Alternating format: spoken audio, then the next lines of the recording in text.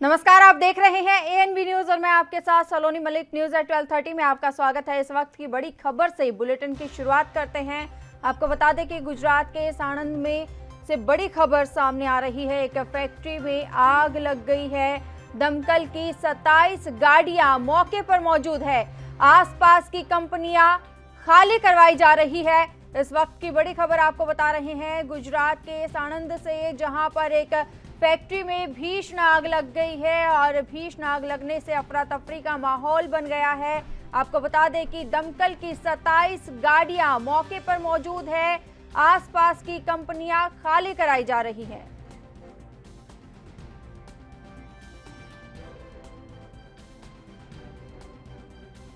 इस वक्त की बड़ी खबर आपको बता रही हूं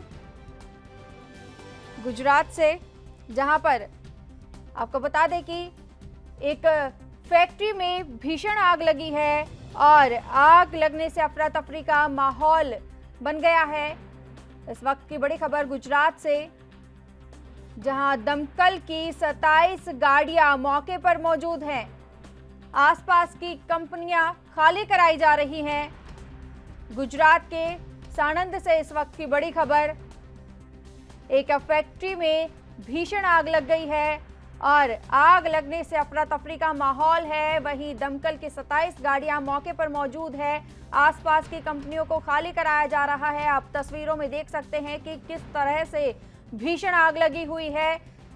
यहां पर आग का गुबार और धुएं का गुबार आसमान को छू रहा है। इस वक्त की बड़ी खबर आपको बता रहे हैं।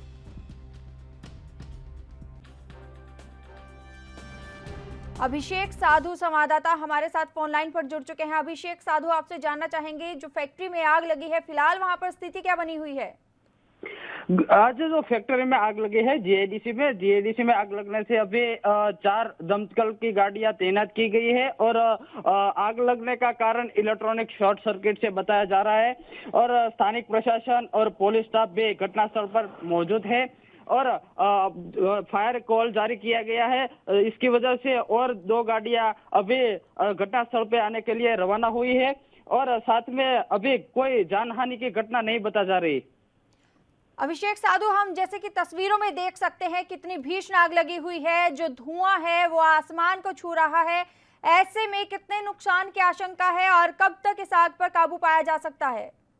अभी नुकसान की जो अंक है वो अभी प्रशासन ने सामने नहीं दिया गया है, लेकिन आशंका जारी कर रहे हैं कि 1 से 2 करोड़ की जो फैक्ट्री का सामान है वो जलकर खाक हो गया है। उसकी आशंका स्थानिक लोग लगा रहे हैं और बड़े धुआं से सब स्थानिक लोग में बड़ा फफड़ाट मच गया है और दौड़धाम मच गई है। अभिषेक साधु, आसपास की कंपनियों को खाली करवाया जा रहा है। क्या वहां पर जो स्थानीय लोग हैं वो सुरक्षित हैं और ऐसे में कितनी कंपनियां हैं जो खाली करवाई जा रही हैं? जी, अभी उस 5 की जो कंपनियां है जीआईडीसी में, वो 2 से 3 जीआईडीसी की जो 5 है, जो सब जीआईडीसी की कंपनियां है उसको खाली करवाने के लिए सबको बोल दिया है और स्थानिक लोग है उसको सबको घर से बाहर निकलने का रोड पर आ गए हैं और दौड़धाम मच गई है। और साथ में जो 5 में 3 कंपनियां आई थी वो सबका पूरा कर्मचारी बाहर निकलने की कोशिश जारी है और साथ में दमकल का जो स्टाफ है वो तैनात है और आग पर काबू में करने के लिए कोशिश जारी है। अभिषेक साधु, बहुत बहुत धन्यवाद हमारे साथ जुड़ने के लिए और ये तमाम जानकारी देने के लिए। इस वक्त की बड़ी खबर आपको बता रहे हैं गुजरात के साणंद से, जहां पर एक फैक्ट्री में भीषण आग लग गई है। आग बुझाने के लिए दमकल की 27 गाड़ियां मौके पर मौजूद हैं और आसपास की कंपनियों को खाली करवाया जा रहा है। अगली बड़ी खबर से आपको अपडेट करवा देते हैं। मध्य प्रदेश से अगली बड़ी खबर सामने आ रही है। भोपाल में महंगाई पर कांग्रेस का प्रदर्शन। पेट्रोल डीजल की बढ़ती कीमतों पर शिवराज सरकार को घेरा जा रहा है। दिग्विजय सिंह ने सीएम आवास तक साइकिल मार्च निकाला है। जनता कोरोना संकट में त्रस्त, दिग्विजय सिंह की ओर से कहा जा रहा है। महंगाई बढ़ती जा रही है, लोग भूखे मर रहे हैं। केंद्र सरकार ने लगातार 18वें दिन एक्साइज ड्यूटी बढ़ाई है। ये सभी बयान दिग्विजय सिंह की ओर से कहे गए हैं।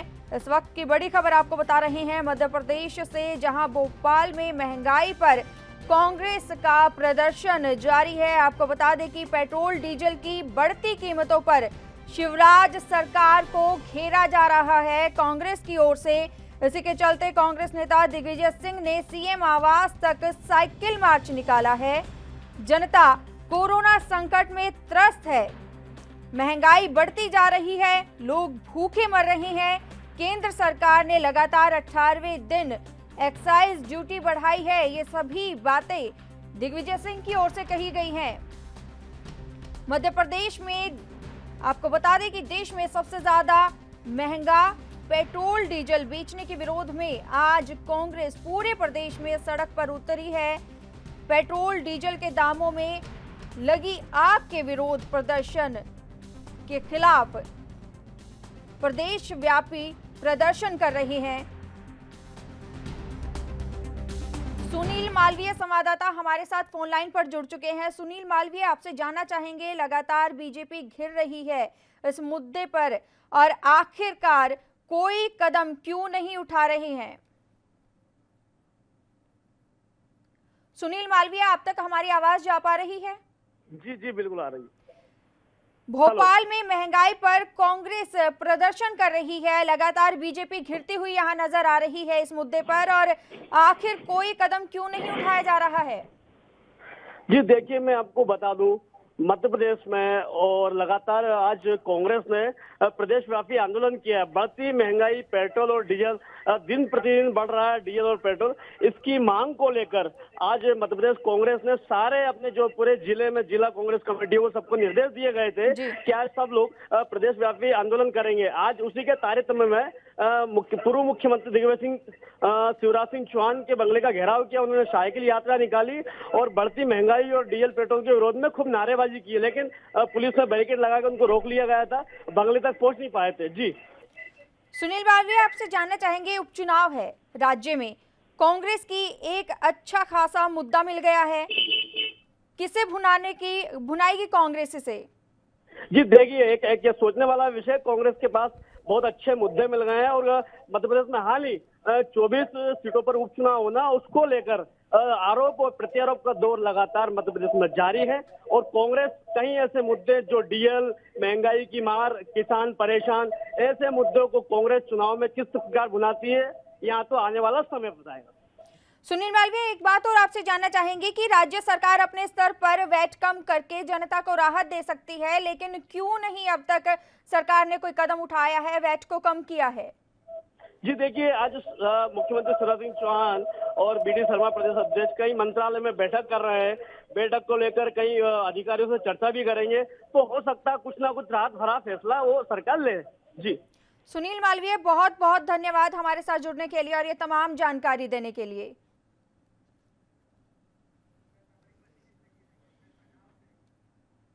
इस वक्त की अगली बड़ी खबर से आपको अपडेट करवा देते हैं रूस से, जहां मॉस्को में विक्ट्री डे परेड का आयोजन किया गया है। रक्षा मंत्री Rajnath Singh victory day parade में शामिल हो चुके हैं।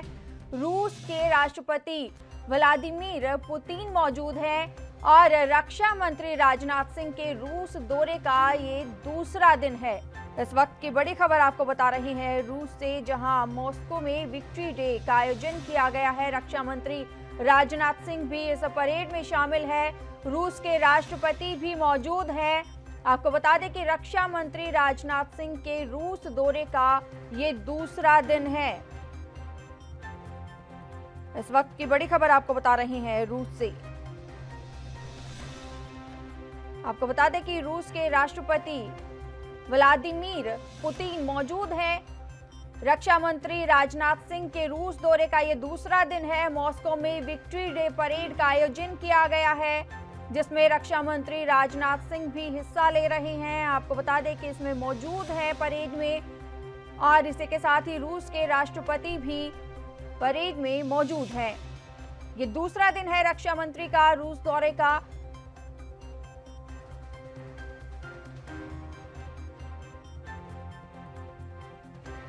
इस वक्त की बड़ी खबर आपको बता रहे हैं रूस से, जहां रक्षा मंत्री राजनाथ सिंह के रूस दौरे का आज दूसरा दिन है। मॉस्को में विक्ट्री डे परेड का आयोजन किया गया है, जिसमें Rajnath Singh victory day parade में शामिल हैं।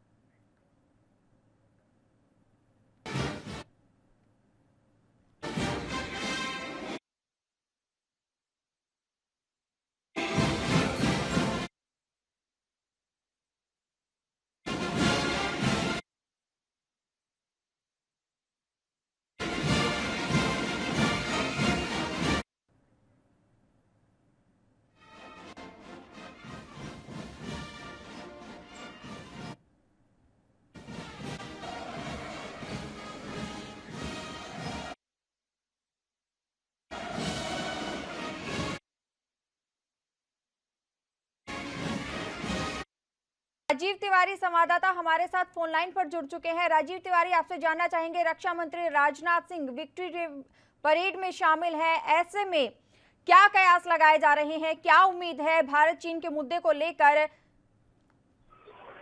देखिए, बिल्कुल बता दें, जिस तरीके से रक्षा मंत्री जो 3 दिवसीय दौरे पर आए और रूस के लिए, तो कहीं ना कहीं ये जरूर है कि अब रूस के अंदर ये देखा जा रहा है क्योंकि रक्षा मंत्री राजनाथ सिंह जो परेड के अंदर भी शामिल हुए हैं और हर तरीके से जो आपसी रिश्ता है, यानी जैसे कि समझौता है, वो कहीं ना कहीं अच्छा लगता चला जाता है और सरकार को भी इससे काफी अच्छा फायदा मिलेगा। और कहीं ना कहीं ये जरूर है, इससे चीन को जरूर दिक्कतें हो सकती हैं। तो कहीं ना कहीं ये जरूर है, इस समझौते की जो बैठक है, यानी कि कह सकते हैं जो 3 दिवसीय दौरा है, उसको लेकर कहीं ना कहीं प्रयास ये लगाए जा रहे हैं कि प्रयास काफी सफल होंगे और आगे के लिए भी काफी समझौते बनेंगे और आगे जो दोनों देशों के रिश्ते हैं वो बेहतर होंगे। जी राजीव तिवारी, बहुत बहुत धन्यवाद हमारे साथ जुड़ने के लिए और ये तमाम जानकारी देने के लिए। इस वक्त की बड़ी खबर आपको बता रहे हैं, रूस में 75वीं विक्ट्री डे परेड भारत के समय के हिसाब से आपको बता दें कि दोपहर 12:30 बजे शुरू हो चुकी है। इस मौके पर भारत के रक्षा मंत्री राजनाथ सिंह भी मौजूद है। भारतीय सेना की एक टुकड़ी इसमें हिस्सा ले रही है। 75 सदस्यों वाले इस टुकड़ी में आर्मी, एयरफोर्स और नेवी के सैनिक शामिल हैं। इनकी अगुवाई सिख लाइट इन्फेंट्री रेजिमेंट के मेजर रैंक के अफसर कर रहे हैं। इस रेजिमेंट ने दूसरे वर्ल्ड वॉर में हिस्सा लिया था। इस जंग में लड़ने के लिए इसने 4 बैटल ऑनर और 2 मिलिट्री क्रॉस समेत कई वीरता पुरस्कार हासिल किए हैं। आपको बता दें कि परेड में रूस के 13,000 सैनिक, आर्मी के 234 व्हीकल, मिसाइल और टैंकों के साथ शामिल हैं। 75 प्लेन भी हैं, आपको बता दें कि हिस्सा लेंगे। वहीं इसी के साथ ही चीन समेत कई दूसरे देशों के नेताओं को भी इस आयोजन में शामिल होने का न्योता दिया गया है। बता दें कि रूस हर साल जर्मनी के नाजियों से union of Soviet socialist Republic की जीत की याद में विक्ट्री डे मनाता है। पहले ये परेड 9 मई को होनी थी, लेकिन कोरोना वायरस की वजह से लॉकडाउन हो गया। ऐसे में रूस के राष्ट्रपति ने परेड का शेड्यूल आगे बढ़ाने की घोषणा की थी। रूस की राजधानी मॉस्को में अब कुछ पाबंदियां हटा दी गई है, जिसके चलते ये परेड की जा रही है।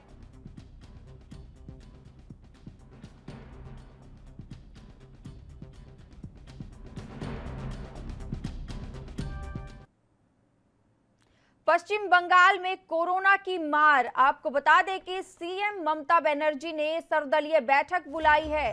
कोरोना के हालात पर ये बैठक में चर्चा की जाएगी। आज दोपहर 3 बजे ये सर्वदलीय बैठक होगी।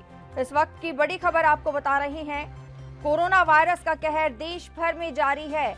ऐसे में पश्चिम बंगाल में कोरोना वायरस के बढ़ते मामलों को लेकर सीएम ममता बनर्जी ने सर्वदलीय बैठक बुलाई है। ये बैठक 3 बजे होने जा रही है और कोरोना के हालातों पर इस बैठक में चर्चा की जाएगी। देश भर में कोरोना वायरस के मामले रफ्तार पकड़ रहे हैं। 4,50,000 के पार ये आंकड़ा पहुंच गया है। ऐसे में पश्चिम बंगाल की मुख्यमंत्री ममता बनर्जी ने कोरोना वायरस को लेकर सर्वदलीय बैठक बुलाई है। ये बैठक आपको बता दें कि 3 बजे होने जा रही है।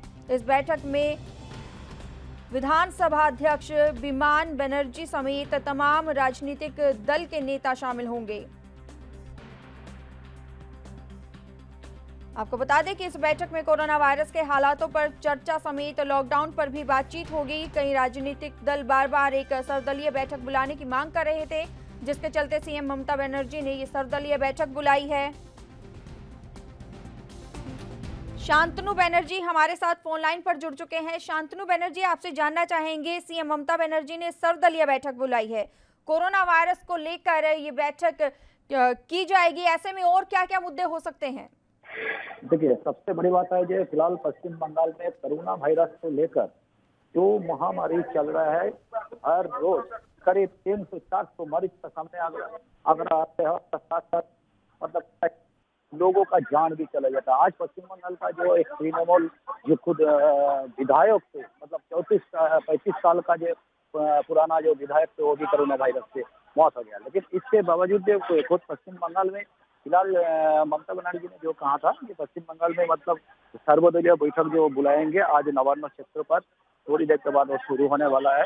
और इसी का जो सबसे बड़ी जो मुद्दे सामने आया कोरोना वायरस को लेकर, जो दिशा मतलब क्या क्या दिशा उन्होंने मतलब देंगे, सबसे बड़ी बात वही है। और उसके साथ साथ पश्चिम बंगाल का भाजपा की ओर से जैसे दिलीप घोष और कांग्रेस का दल भी उसके साथ रहेगा, सीपीएम का सूर्यकांत मिश्रा जो विरोधी दल नेता वो भी रहेगा। मतलब सब मिलजुल के एक साथ मतलब ये करने का प्रयास की। और साथ साथ ये भी मतलब देखना पड़ेगा ये कौन सा दिशा पर मतलब ये बैठक के लिए उन्होंने जो बुलाया है कौन सा दिशा पर जाएगा। लेकिन जो बड़े मुद्दा है सिर्फ सबसे बड़ी बात जो सूत्र से आ रहा है, सिर्फ कोरोना वायरस ही नहीं, कोरोना वायरस के साथ साथ जो अम्फन जो तूफान के लिए सैकड़ों लोगों ने जो अभी भी मतलब मुसीबत में पड़े हैं, कई इलाका में कई क्षेत्रों में, हो सकता है उसको ऊपर भी मतलब चर्चा हो सकता है। सिर्फ यही देखने के लिए मतलब थोड़ा देर इंतजार करना पड़ेगा कि कौन सा दिशा पर मुख्यमंत्री और क्या क्या मतलब कोरोना वायरस और अम्फन के ऊपर चर्चा करेंगे। जी तनु बनर्जी, क्या लॉकडाउन को भी आगे बढ़ाया जा सकता है? क्या और सख्ती से पालन करवाया जा सकता है लॉकडाउन का? लॉकडाउन को लेकर फिलहाल पश्चिम बंगाल में जो मतलब अनलॉकडाउन जो चल रहा है और उसको कई क्षेत्रों पर जो हम लोग को जो दिखाई दे रहा है कि कोरोना वायरस का कोई संक्रमित कोई मरीज का आंकड़े में धीरे धीरे बढ़ते जा रहा है। लेकिन सबसे बड़ी बात है कि कोरोना वायरस को लेकर आप अगर देखेंगे पूरा बंगाल का कहीं भी क्षेत्र में कहीं भी इलाका में जो मतलब जो मार्केट बाजार और आम जनता जैसे घूम रहे हैं, कोरोना वायरस नाम के कोई महामारी है ही नहीं। लेकिन तब भी सबसे बड़ी बात है जो खुद पश्चिम बंगाल का जो बुलेटिन है स्वास्थ्य विभाग के बुलेटिन में ऐसे ही कहा जाता है, कलकत्ता, हावड़ा, बांकुड़ा, उत्तर 24 परगना, जलपाईगुड़ी, उत्तर दिनाजपुर, दक्षिण दिनाजपुर और मालदा सबसे ज्यादा कोरोना वायरस के मरीज का संख्या पाया जाता है। लेकिन अभी फिलहाल जो परिस्थिति है कुछ 24 घंटा में जो हम देख रहे हैं कि धीरे धीरे आंकड़े बढ़ते जा रहे हैं। लेकिन ये मतलब अगर आम जनता का जो लापरवाही है ये अगर बढ़ेगा तो आगामी जो मतलब नेक्स्ट जो दिन आ रहे हैं ये तो हर किसी आदमी को मतलब भुगतना पड़ेगा। इस सबसे बड़ी बात है। तो मेरे ख्याल से इसी कारण से मतलब कौन कौन दिशा उठाना चाहिए, अगर लॉकडाउन करा से मतलब कड़ी तरह से पालन होना चाहिए कि नहीं, जैसे रात 9 बजे से सुबह 5 बजे तक, जैसे प्रधानमंत्री जो कहा था जो मतलब सबसे जो कर्फ्यू का जो बात किया था प्रधानमंत्री, लेकिन उसका नतीजा भी देखने के लिए पश्चिम बंगाल में बहुत कम मिलता है। लेकिन फिलहाल अभी जो हम देख रहे हैं ये आम आदमी जैसी कोई मार्केट में बाजार में कहीं भी इलाका में जैसे घूम रहा है तो लगता नहीं है कि कोरोना वायरस का कोई संक्रमण फिलहाल पश्चिम बंगाल में है। जी, अगर बात करें कोरोना वायरस के मुद्दों की, इससे पहले भी केंद्र सरकार और बंगाल सरकार आमने सामने आ चुकी है। मई की बात करें तो मई में गृह मंत्रालय ने बंगाल सरकार को लॉकडाउन का सख्ती से पालन करने के लिए नोटिस भेजा था। ऐसे में ममता बनर्जी बेहद खफा भी थी। उन्होंने केंद्र पर सौतेले व्यवहार का आरोप भी लगाया था। लेकिन अब इसके बावजूद ये सर्वदलीय बैठक, क्या नतीजे निकल के आ सकते हैं?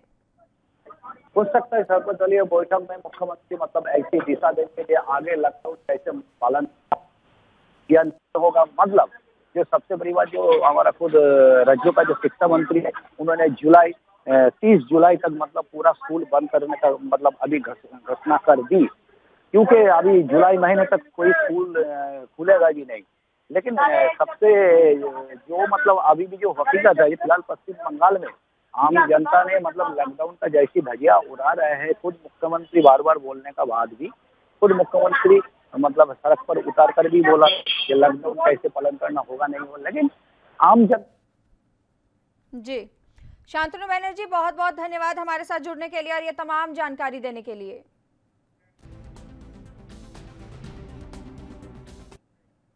वहीं बिहार से अगली बड़ी खबर सामने आ रही है। आपको बता दें कि विधान परिषद चुनाव के लिए बीजेपी ने उम्मीदवारों का ऐलान कर दिया है।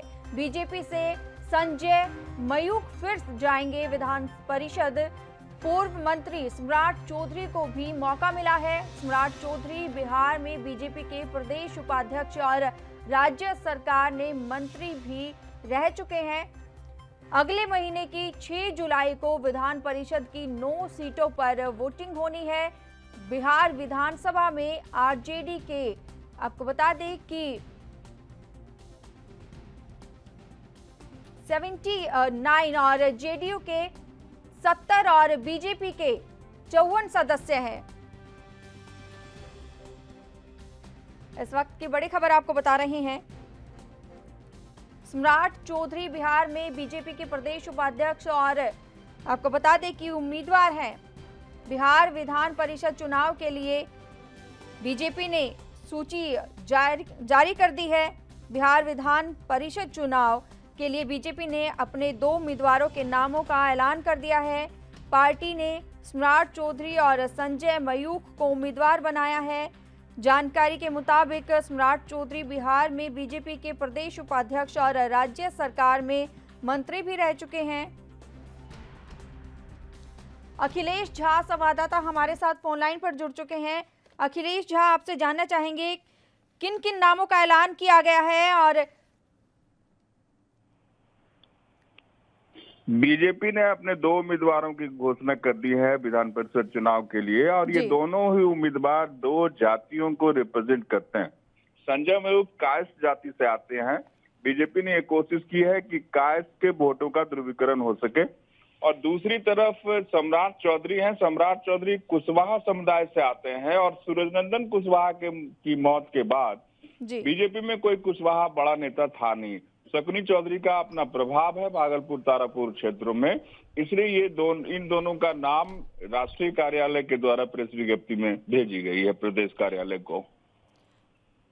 अखिलेश जी, आपसे जानना चाहेंगे, अगर कुल मिलाकर सम्राट चौधरी की और संजय प्रकाश के नाम की बात की जाए, तो ऐसे में पृष्ठभूमि की बात की जाए तो क्या पृष्ठभूमि रही है? सम्राट चौधरी कई पार्टियों का भ्रमण कर चुके हैं। वो राजद में भी थे जब शकुनी चौधरी का इकबाल हुआ करता था, लालू यादव के साथ वो साथ रहते थे, और वो राबड़ी देवी के मंत्रिमंडल में भी थे। नीतीश कुमार के मंत्रिमंडल में भी रहे हैं सम्राट चौधरी। सम्राट चौधरी ने जब से अपनी पार्टी छोड़ी तब से अपने बारी के इंतजार में थे कि उनका टर्न कब आएगा कि उनके नाम की घोषणा बीजेपी करेगी। लंबे इंतजार के बाद उनको ये सफलता मिली है और विधान परिषद के सदस्य हो जाएंगे जी। और कुशवाहा समाज में इससे अच्छा मैसेज जाएगा। अखिलेश जी, आपसे जानना चाहेंगे, बीजेपी ने इन उम्मीदवारों की जारी की है लिस्ट, क्या ये कड़ी टक्कर दे पाएंगे?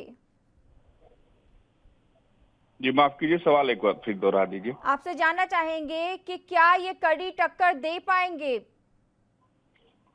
अभी तक तैयारियां तो उसी तरह की हो रही हैं जब से राजद में तोड़फोड़ हुआ है। कल राजद के 5 एमएलसी ने इस्तीफा दिया। रघुवंश प्रसाद सिंह पूर्व केंद्रीय मंत्री जो राजद के उपाध्यक्ष हैं, उन्होंने भी इस्तीफा दे दिया है। तभी प्रेशर पॉलिटिक्स चल रहा है। राजद को तोड़ना है, कांग्रेस को तोड़ना है, एनडीए इस प्रभाव में लगी हुई है, और यहाँ पर यह कोशिश की जा रही है कि कम्युनल फैक्टर जो वो काम करे और वोटों का ध्रुवीकरण हो। 2 ध्रुवी चुनाव की तैयारी एनडीए की तरफ से हो रही है, ऐसा राजद भी चाहती है। अखिलेश जी, बहुत बहुत धन्यवाद हमारे साथ जुड़ने के लिए और ये तमाम जानकारी देने के लिए। इस वक्त की बड़ी खबर आपको बता रही हैं, बिहार विधान परिषद चुनाव के लिए बीजेपी ने अपने 2 उम्मीदवारों के नामों का ऐलान कर दिया है।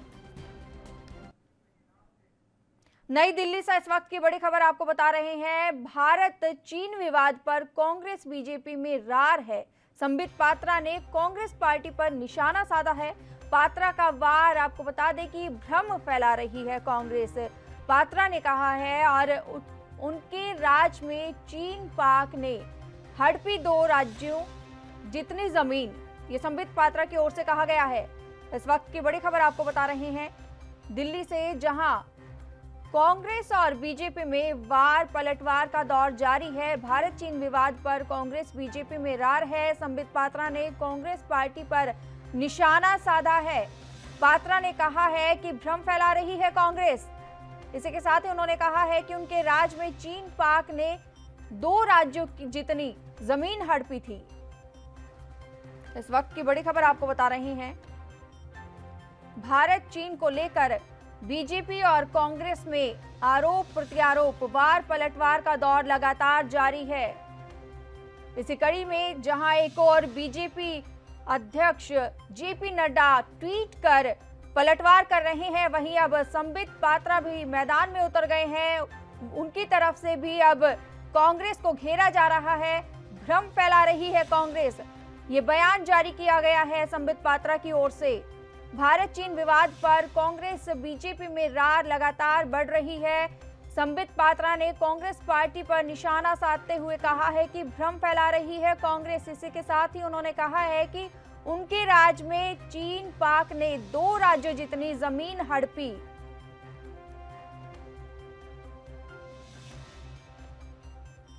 इस वक्त की बड़ी खबर आपको बता रहे हैं।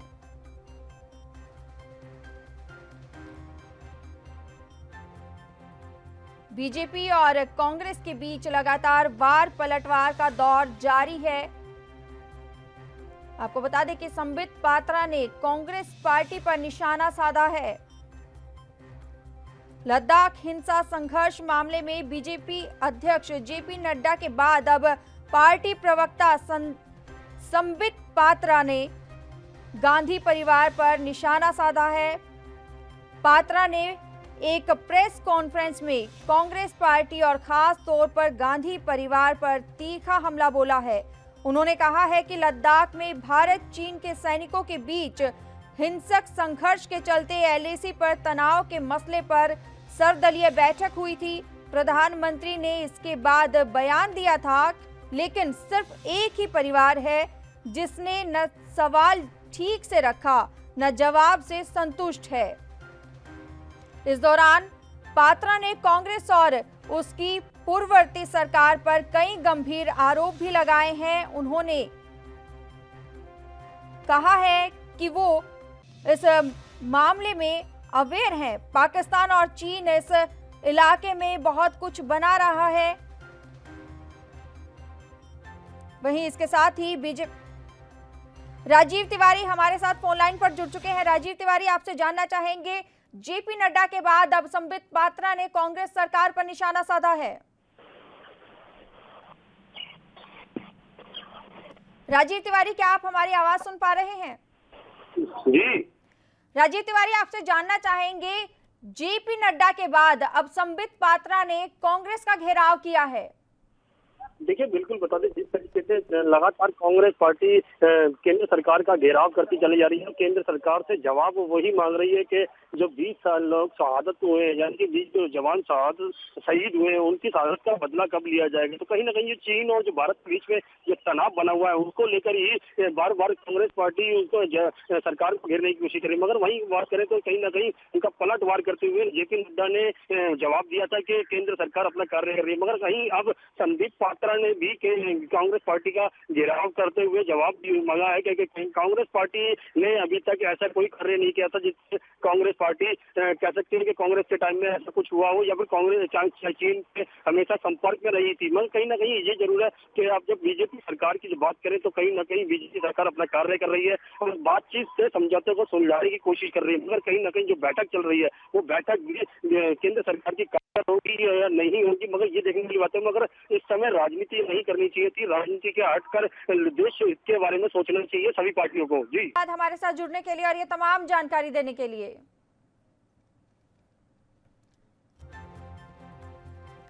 इस वक्त की बड़ी खबर आपको बता देते हैं कि भारत चीन मसले पर लेकर अब आरोप प्रत्यारोप, वार पलटवार का दौर जारी है। ऐसे में अब संबित पात्रा का बयान सामने आया है और कांग्रेस का घेराव किया गया है।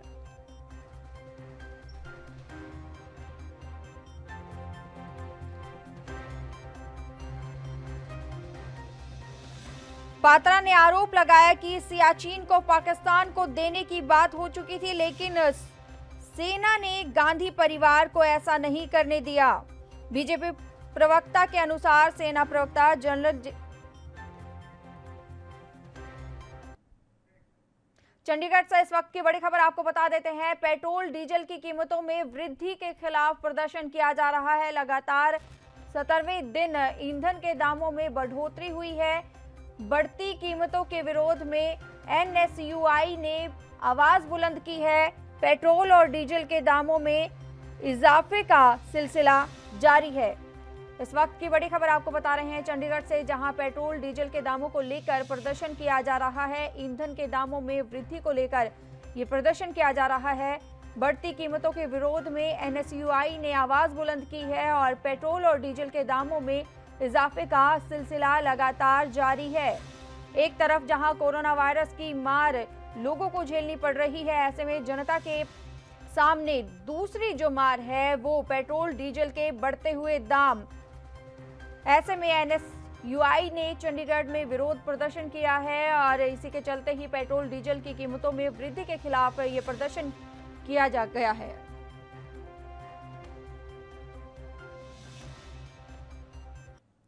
विनीत कपूर हमारे साथ लाइव जुड़ चुके हैं। विनीत कपूर, आपसे जानना चाहेंगे कि पेट्रोल डीजल की मार एक तरफ, वहीं दूसरी तरफ बात करें कि कोरोना वायरस का वार, ऐसे में एनएसयूआई का प्रदर्शन।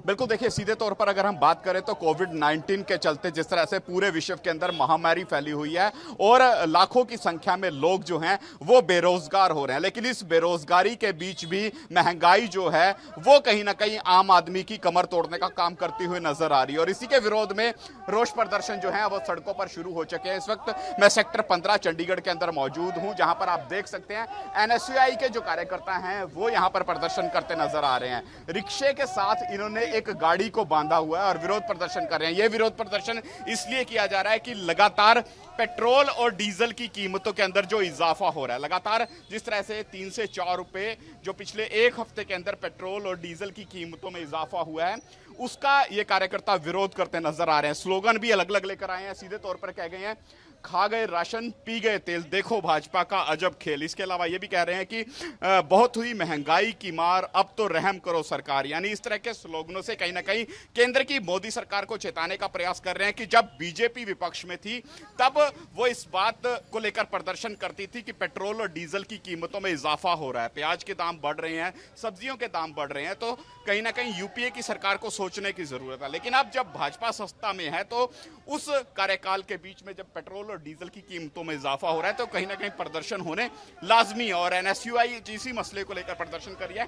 गाड़ी में बैठे हैं, गाड़ी चल नहीं रही, धक्का देके गाड़ी को चलाया जा रहा है, रिक्शे के साथ बांधा गया है। कैसा महसूस कर रहे हैं? बहुत वियर्ड लग रहा है सर, पहली बार लाइफ में ये करना पड़ रहा है क्योंकि आप देख सकते हैं जो तेल की सुई है वो भी ई पे पहुंच चुकी है। तो ये सरकार के लिए एक हमारी तरफ से सरकार की आंख खोलना चाहते हैं इस करके, क्योंकि सरकार ने जो लग्जरी आइटम्स है उसके रेट ना बढ़ा के आम आदमी की डेली ज़रूरतों पे रेट बढ़ा के बहुत गलत किया है। जैसे सरकार के पास पीएम केयर फंड भी आया है, तो सूत्रों से पता लगा है कि 1 बिलियन केयर फंड पीएम की तरफ से पीएम केयर्स पे आया हुआ है। तो अगर आप जो आम आदमी पे प्रहार करोगे तो वो बहुत गलत चीज़ है। कितना फर्क पड़ा? कितना फर्क? अभी सर 4 दिनों में, रिसेंटली 4 दिनों में 1-1.5 रुपए का फर्क पड़ गया पेट्रोल के दाम में। तो अगर आप 1 लीटर पे बात करें तो वो इतना चुभता नहीं है, लेकिन जिसने पूरा दिन गाड़ी चलानी है, पूरा दिन सवेरे से शाम ड्यूटी पे जाना है, उसके लिए बहुत बड़ा फर्क पड़ जाता है। ये बिल्कुल देखिए बहुत बड़ा फर्क पड़ जाता है और इसी की ताज़ा तस्वीरें यहाँ पर आप देखने को मिल रहे हैं कि रिक्शे के साथ गाड़ी बांधी हुई है और गाड़ी बांधकर ये एनएसयूआई के कार्यकर्ता जो हैं वो सेक्टर 15 चंडीगढ़ के अंदर विरोध प्रदर्शन करते नजर आ रहे हैं। लगातार इस मुद्दे को लेकर केंद्र की मोदी सरकार को घेरने का प्रयास किया जा रहा है कि कहीं ना कहीं पेट्रोल और डीजल की कीमतें जो हैं उनमें किसी तरह की कटौती की जाए, किसी तरह से आम आदमी को इस कोविड-19 की महामारी को तरह राहत दी जाए। क्या कहेंगे जिस तरह से आप प्रदर्शन कर रहे हैं? सर, जैसे कि आपको पता है कि आज का टाइम चल रहा है, जो एक महामारी का टाइम चल रहा है और इंटरनेशनल मार्केट में जो क्रूड ऑयल है इतना सस्ता कभी नहीं बिका जितना इस टाइम बिक रहा है। $40 प्रति बैरल आज के टाइम पे क्रूड ऑयल बिक रहा है। तो उसके बावजूद एक सरकार के पास ये मौका कि अपने जो देश के लोग हैं उनको थोड़ी बहुत राहत दे सके, उसका सरकार कोई फायदा नहीं उठा रही है। क्रूड ऑयल के ना अपने पेट्रोल डीजल के दाम कम करने के बजाय सरकार हर हफ्ते दाम बढ़ाती है। पिछली बार 33 पैसे पेट्रोल बढ़ा, 58 पैसे मंडे को डीजल बढ़ा, ऐसे बढ़ी जा रहा है। तो सरकार, आज का टाइम जो किसानी का भी टाइम चल रहा है कई स्टेट्स में, तो किसान कितना पेट्रोल डीजल यूज करते हैं, उनको फायदा देने की बजाय आप उनका नुकसान करें। कहीं भी सरकार को किसी को फायदा नहीं दे रही है, सरकार हर एक अपना कार्य करने में। बिल्कुल देखिए सीधे तौर पर अगर हम कहना चाहें कि जिस तरह से इस वक्त किसानों को सबसे ज्यादा डीजल की जरूरत है क्योंकि चावल की बिजाई का सिलसिला खेतों के अंदर जारी हो चुका है और ऐसे समय पर जहां पर लगातार एक हफ्ते के अंदर पेट्रोल और डीजल की कीमतों में तकरीबन 3 से 4 रुपए की वृद्धि हुई हो, ये कहीं ना कहीं किसानों के साथ साथ आम आदमी जो है उसकी जेब को कहीं ना कहीं ढीला करने की कहीं ना कहीं कह सकते हैं कि ढीला करती जा रही है और इसी वजह से ये विरोध प्रदर्शन यहाँ पर होता हुआ नजर आ रहा है। सड़कों पर NSUI के वर्कर जो हैं वो उतर आए हैं, रिक्शे के साथ गाड़ी बांधकर प्रदर्शन करते हुए नजर आ रहे हैं और सीधे तौर पर मांग कर रहे हैं कि पेट्रोल डीजल की कीमतों में कटौती की जाए। क्या कहेंगे इस प्रदर्शन को लेकर? सर, प्रदर्शन को लेकर यही कही जाएंगे, जो डीजल की कीमतें बढ़ी हैं इसके ऊपर इसको कम करा जाए। बहुत बुरा हाल है, पिछले 15 दिनों में 15-20 रुपए डीजल की कीमत बढ़ी है और इसका सीधा असर गरीबों के ऊपर पड़ता है। पहले ही पूरे देश में कोरोना की महामारी पड़ी हुई है। मोदी सरकार से एक हाथ जोड़ के विनती है कि प्लीज गरीबों के बारे में सोचें। बिल्कुल, देखो गरीबों के बारे में सोचो, पेट्रोल डीजल की कीमतों में कटौती करो, तभी आम आदमी बच पाएगा। ये कहना है NSUI के कार्यकर्ताओं को और इसी को लेकर ये लगातार यहाँ पर विरोध प्रदर्शन जो है वो करते हुए नजर आ रहे हैं। जी बहुत बहुत धन्यवाद हमारे साथ जुड़ने के लिए और ये तमाम जानकारी देने के लिए। इस वक्त की बड़ी खबर आपको बता रहे हैं, पेट्रोल डीजल के दामों को लेकर NSUI ने विरोध प्रदर्शन किया है। न्यूज़ एट 12:30 में इतना ही। देश और दुनिया की तमाम खबरों के लिए बने रहिए ANV न्यूज़ के साथ। नमस्कार।